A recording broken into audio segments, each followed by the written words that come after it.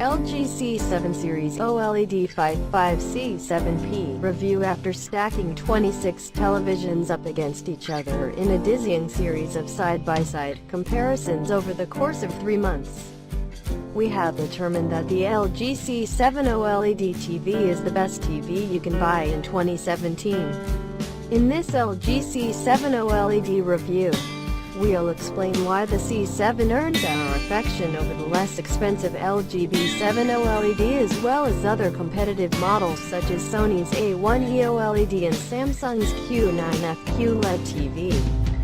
We've also got some illuminating comments on what LG did to make its 2017 OLED TV significantly better than its 2016 models. Out of the box, we've unboxed about 10 LG OLED TVs at this point, but the experience is just as exciting today as it was a few years ago. It's hard not to gasp when removing the protective foam from the top of the television, as a profile thinner than an iPhone is revealed, even when you know the TV is going to be thin.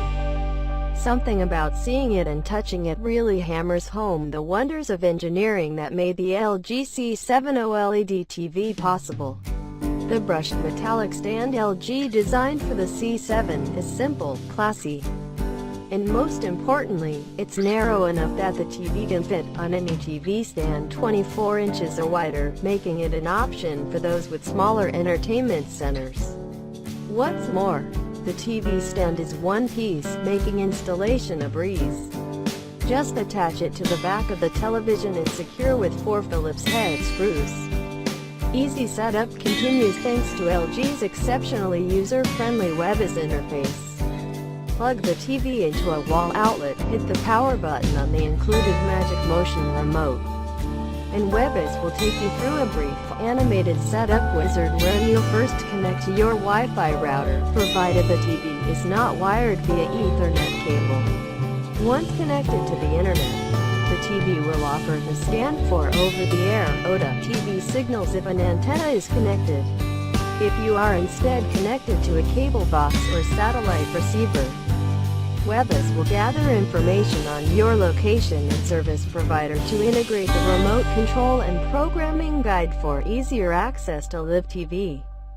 It's a good idea at this point to relabel inputs to match your connected devices, cable box, Blu-ray player, game console, etc., so you're not guessing what's connected to HDMI 1, 2, 3, and 4.